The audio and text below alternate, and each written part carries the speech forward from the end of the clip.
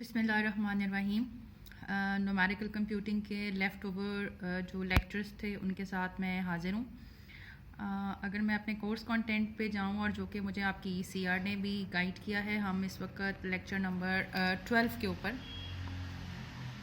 देखें तो 12 लेक्चर के ऊपर हम हैं जिसके हमने कंटेंट कवर करने हैं। और अगर आप इसके कंटेंट पे जाएं तो आपको ट्रेपेज़ोइडल रूल चाहिए, आपने सिम्पसन रूल पढ़ना है, आपने गाजियन क्वाड्रेचर पढ़ना है। तो सबसे पहले हम लेक्चर नंबर 12 के जो कंटेंट हैं उनको कवर करेंगे। अच्छा बच्चों, इसमें 2-3 ऑप्शंस थी। एक तो ये था कि मैं आपको जूम पे लेक्चर स्लाइड शेयर कर लेती और आप लोगों को करवा देती। मैं ट्रेपेज़ोइडल रूल को एक अपना ट्रेडिशनल कन्वेंशनल स्टाइल के थ्रू करवाना चाहती हूँ। मैं इसको रजिस्टर पे अपनी डेरिवेशन को सॉल्व करूँगी और आगे जो सिम्पसन रूल है उसकी मैं स्लाइड्स बना लूँगी, ताकि दोनों वेज में फिर आप लोग मुझे फीडबैक देंगे तो फिर हम उसको फर्दर कंटिन्यू कर लेंगे। तो जितने भी हमारे लेफ़्ट ओवर लेक्चर्स रह गए हैं हम उनको वीडियो के थ्रू किस तरीके से कम्युनिकेट करेंगे, ये फिर आप लोग मुझे गाइड करोगे कि कौन सा मेथड आप लोगों को ज़्यादा सही तरीके से समझ आया। प्लस ये कि question answer sessions are most welcome. जहाँ पे आपको ये बातें समझ नहीं आई, आई विल रिकमेंड कि इस वीडियो को अपने लैपटॉप पे ओपन करें और साथ में अपना जो है अपनी रजिस्टर को खोल लीजिए और साइड बाय साइड जो हमारा क्वेश्चन है उसको हम कैलकुलेटर के थ्रू आप पॉज कर करके उसकी कैलकुलेशंस करते जाइए। और अगर फिर भी कोई प्रॉब्लम होगी तो मैं हाज़िर हूँ और इंशाल्लाह उसको कवर कर लेंगे। तो जहाँ तक आपका टॉपिक का ताल्लुक़ है,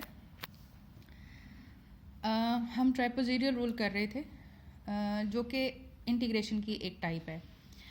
स्टार्ट कुछ इस तरीके से होता है कि जब हम इंटीग्रेशन में डेफिनेट इंटीग्रल लेते हैं, डेफिनेट इंटीग्रल होता है जिसमें आपके पास लोअर लिमिट होती है, अपर लिमिट होती है, तो ये हमें area under the given curve देता है। कौन सा एरिया? ये जो आपको कर्व दी गई है, इस कर्व के नीचे वाला एरिया और इन दो लिमिट्स के दरमियान में जो एरिया बाउंड होता है वो हमें एरिया कैलकुलेट करके देता है।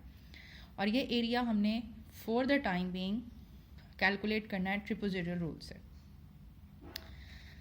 अब इसमें ये है कि जो जनरल फार्मूला है ट्रेपेज़ोइडल रूल का वो ये होता है एच जो होता है बेसिकली आपके पास फार्मूला होता है upper limit minus lower limit over n जितने भी आपने इंटरवल्स में इस चीज़ को डिवाइड करना होता है। अपर लिमिट पे फंक्शन की वैल्यू कैलकुलेट करें, लोअर लिमिट पे फंक्शन की वैल्यू डिवाइडेड बाय 2 और बाकी जितनी भी लेफ्ट ओवर वैल्यूज़ हैं आपने उनको कैलकुलेट करना होता है। y is the function of x, y naught की वैल्यू इस तरीके से निकालेंगे and so on. General formula जो है वो आपके पास A B F of x is equal to H times और ये वाला आपका फार्मूला है। अब हम एक एग्जांपल करते हैं जिसके थ्रू आपको ये चीज़ ज़्यादा एलैबोरेट हो जाएगी।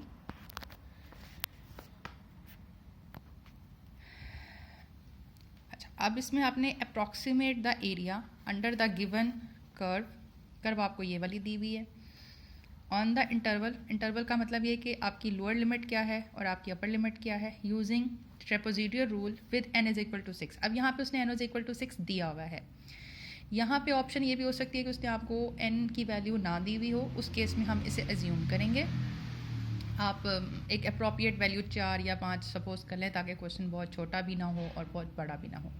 h की वैल्यू b माइनस ए ओवर n होती है, n जितनी भी आपने इक्वल इंटरवल्स में इसको डिवाइड करना है। अब यहाँ पे देखें a जो लोअर लिमिट है a इज इक्वल टू 0 है, b इज इक्वल टू 1 है और फंक्शन में जो आपको कर्व दी गई है वो आपके पास ये है। h is equal to 1 minus 0, 6 is equal to, मैंने इस वाले फार्मूले में इसको कंप्यूट करके h की वैल्यू निकाली है विच इज़ 1 ओवर 6, जिसमें उसने कहा था कि n की वैल्यू 6 के लिए इसको डिवाइड करना है। कर्व हमारे पास ये थी। अब हमारे पास जब कर्व ये थी तो पहली वैल्यू हमारी क्योंकि ये 0 से स्टार्ट होती है, ठीक है, और फिर 0 में h वैल्यू ऐड होती चली जाएगी। अब h यहाँ पे हमारे पास 1/6 था तो 0 में जब मैं 1/6 ऐड करूँगी तो अगली वैल्यू 1/6 है। जब 1/6 में h ऐड करूँगी तो ये 2/6 हो जाएगा, जो सिंप्लीफाई करके ये वाली वैल्यू आती है h/3 x3 x4 x5 और x6। और इसके कॉरेस्पॉन्डिंग ये वाली कर्व इस्तेमाल करते हुए मैं इसकी सारी कॉरेस्पॉन्डिंग वैल्यूज़ जो है ना कर्व की, इस वाली इक्वेशन को इस्तेमाल करते हुए मैं कैलकुलेट करूँगी। y1 की वैल्यू 36/37, इसमें आप कैलकुलेटर इस्तेमाल कर सकते हो। अब अगर मेरा जर्नल फार्मूला ये है और n इज़ इक्वल टू 6 है, तो जर्नल वैल्यू मेरे पास जो general formula for n is equal to 6 जो है h times lower limit plus upper limit, क्योंकि मैंने 6 में डिवाइड करना है, डिवाइडेड बाय 2, और बाकी जितनी भी लेफ्ट ओवर वैल्यूज़ हैं y1, y2, y3, y4 और y5।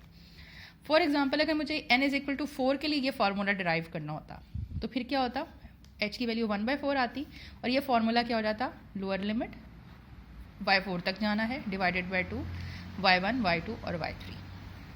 अब क्योंकि n इज़ इक्वल टू 6 के लिए मैं ये सारी वैल्यूज़ को कैलकुलेट कर चुकी हूँ, ये जो मैंने अभी आप लोगों के सामने कैलकुलेट की थी, तो मैंने सारी वैल्यू सब्स्टिट्यूट की हैं, और जब वैल्यू सब्स्टिट्यूट की हैं तो मेरे पास जो वैल्यू आई है 0 to 1 फंक्शन f(x) dx की वैल्यू जो कैलकुलेट करके आई है, दैट इज़ 0.785396। ये मैंने क्वेश्चन सॉल्व किया है ट्रिपेजिडियल रूल के थ्रू। इसकी मैं एक दो एग्जांपल आप लोगों के साथ और भी शेयर करती हूँ, होप के आपको ये चीज़ समझ आ जाएगी।